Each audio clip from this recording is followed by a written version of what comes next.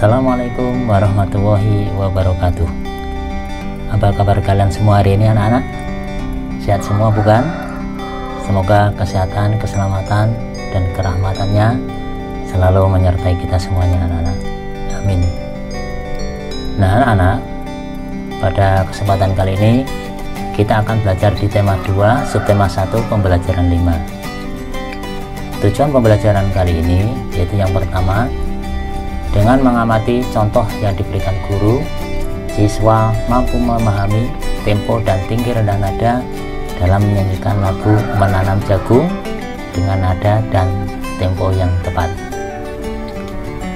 Dengan mengamati contoh yang diberikan guru, siswa mampu menyanyikan lagu Menanam Jagung dengan tempo dan tinggi rendah nada dalam menyanyikan lagu Menanam Jagung dengan nada dan tempo yang tepat.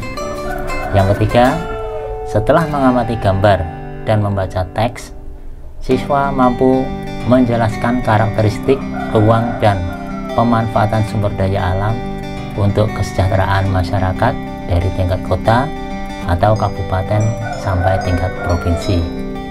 Yang keempat, setelah mengamati gambar dan membaca teks, siswa mampu mengomunikasikan karakteristik, ruang, dan pemanfaatan sumber daya alam untuk kesejahteraan masyarakat dari tingkat kota atau kabupaten sampai tingkat provinsi dengan percaya diri.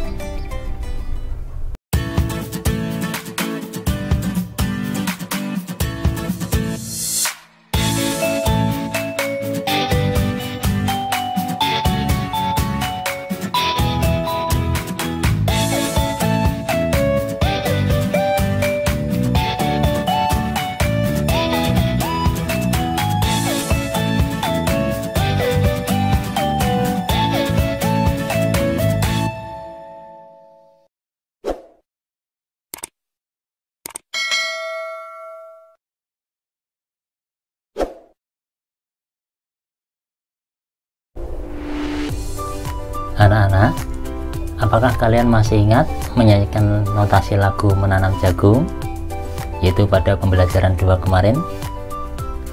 Nah, ketika menyanyikan sebuah lagu, kita perlu memperhatikan kesesuaian antara tempo dengan tinggi rendahnya nada pada lagu yang dinyanyikan. Adapun tempo adalah ukuran kecepatan dalam lagu. Dalam seni musik, terdapat tanda tempo yang digunakan untuk menunjukkan ukuran cepat lambatnya suatu lagu. Tempo merupakan hal penting dalam bermain musik dan lagu.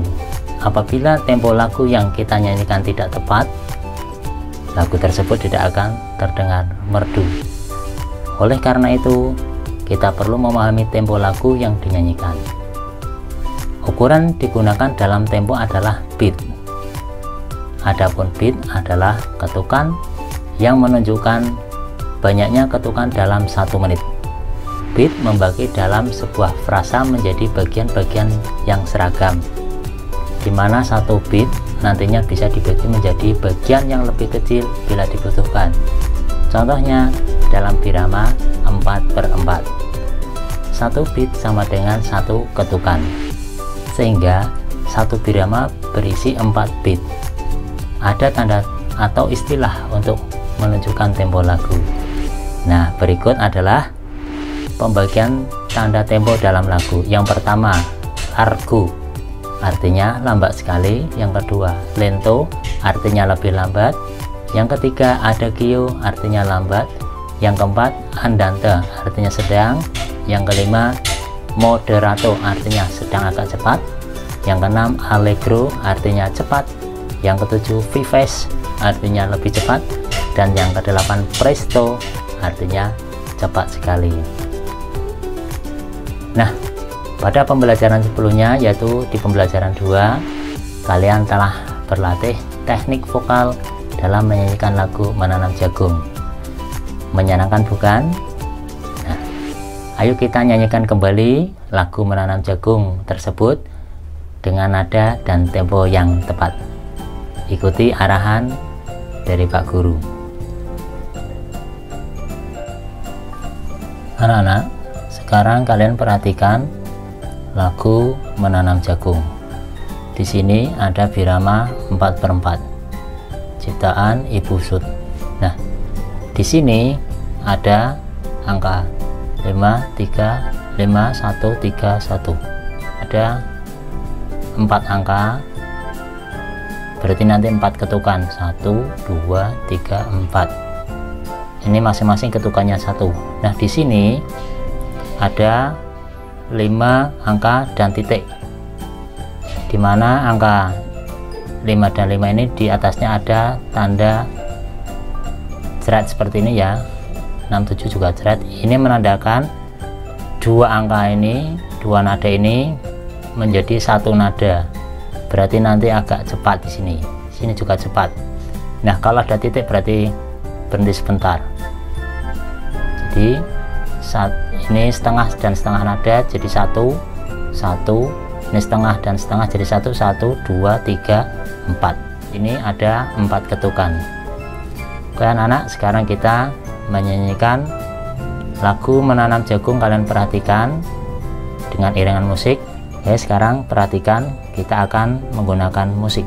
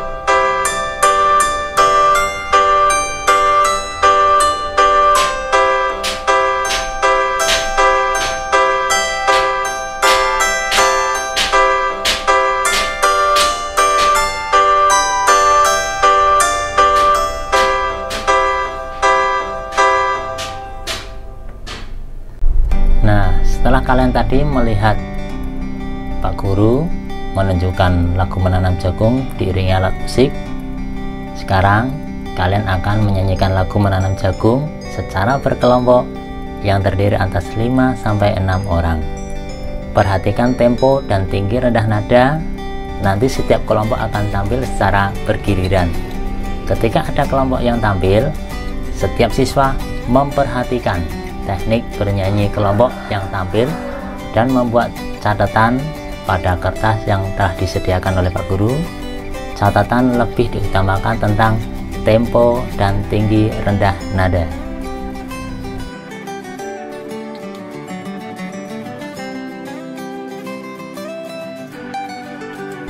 Anak-anak, ayo sekarang kita mengamati gambar berikut ini. Diskusikan dengan temanmu tentang sumber energi yang digunakan untuk mengeringkan ikan. Tulis kesimpulan dari hasil diskusimu pada kolom seperti di buku siswa.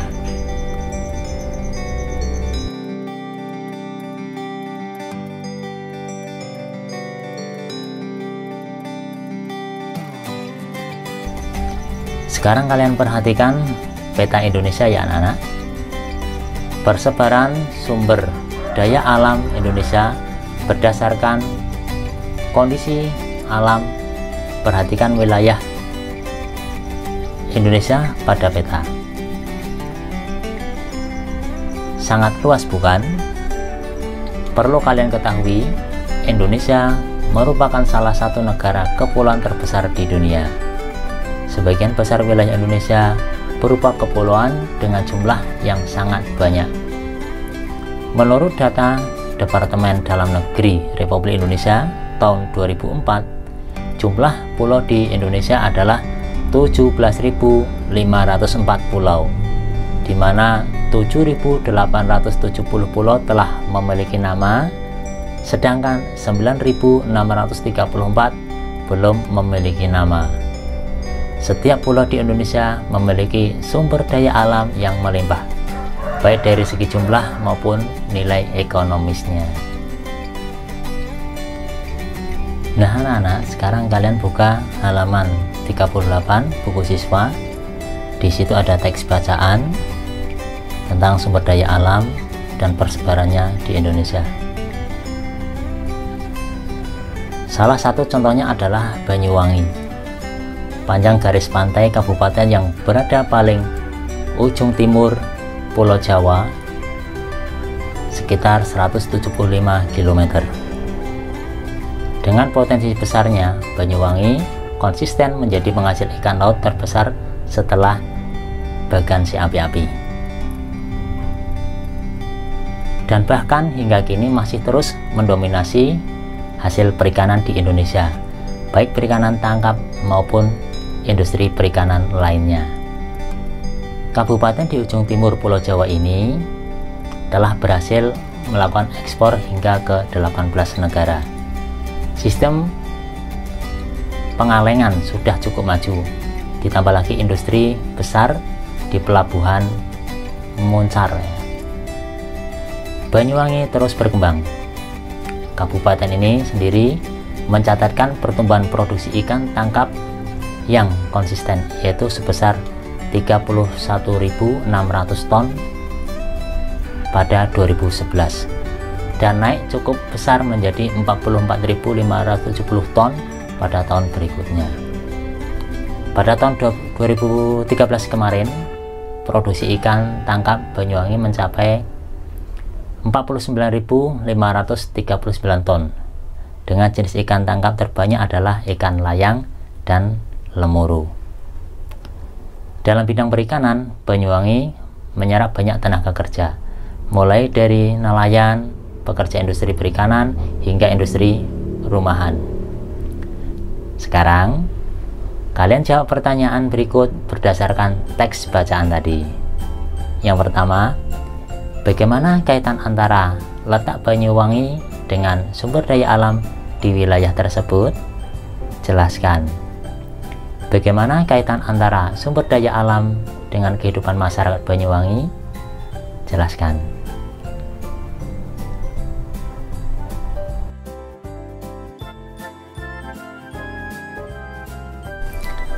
Setelah kalian menjawab pertanyaan tadi, sekarang diskusikanlah jawaban kalian bersama-sama.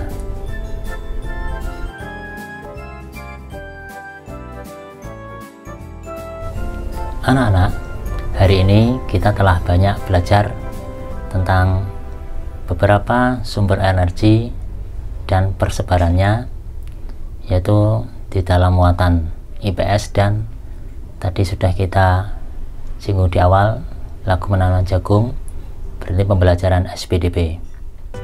Sekarang ayo kita renungkan apa yang kamu pelajari dari kegiatan hari ini.